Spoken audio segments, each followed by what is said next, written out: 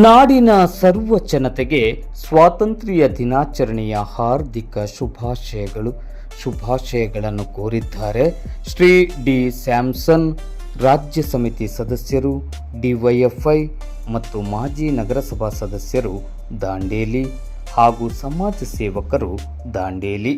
Shrimati ರತ್ನದೀಪ N M, ನ್ಯಾಯವಾದಿಗಳು ಹಾಗೂ ಅಧ್ಯಕ್ಷರು, ಜನವಾದಿ ಮಹಿಳಾ ಸಂಘಟನೆ ದಾಂಡೇಲಿ ಮತ್ತು ರಾಜ್ಯ ಸಮಿತಿ ಸದಸ್ಯರು, ಆಲ್ ಇಂಡಿಯಾ ಲಾಯರ್ ಯೂನಿಯನ್ ಹಾಗೂ ಸುಪುತ್ರರಾದ ಮಾನವ್ ಮತ್ತು ಸ್ವರಾಜ್ ದಾಂಡೇಲಿ.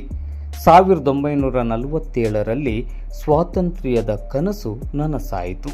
2026ರಲ್ಲಿ ಆ ಸ್ವಾತಂತ್ರ್ಯವನ್ನು ಇನ್ನಷ್ಟು ಬಲಿಷ್ಠ, ಸಮೃದ್ಧ, ಸಮಾನ ಮತ್ತು ಅಭಿವೃದ್ಧಿ ಹೊಂದಿದ ಭಾರತದ ನಿರ್ಮಾಣಕ್ಕೆ ಬಳಸುವ ಸಂಕಲ್ಪವನ್ನು ಮಾಡೋಣ.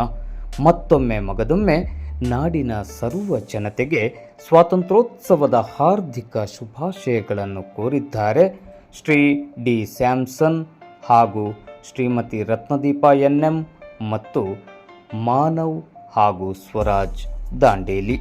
ಇವತ್ತು ಇಡೀ ದೇಶಾದ್ಯಂತ ಸಡಗರ ಸಂಭ್ರಮದಿಂದ ನಡೀತಾ ಇರುವಂಥ ಸ್ವಾತಂತ್ರ್ಯೋತ್ಸವದ ಹಬ್ಬದ ನಿಮಿತ್ತವಾಗಿ ನಾನು ಮತ್ತು ನನ್ನ ಕುಟುಂಬ ಸದಸ್ಯರಿಂದ ನಾಡಿನ ಜನತೆಗೆ, ದೇಶದ ಜನತೆಗೆ, ವಿಶೇಷವಾಗಿ ಉತ್ತರ ಕನ್ನಡ ಜಿಲ್ಲೆ ದಾಂಡೇಲಿ ಜನತೆಗೆ ಶುಭಾಶಯಗಳನ್ನು ತಿಳಿಸ್ತಾ ಇದ್ವಿ.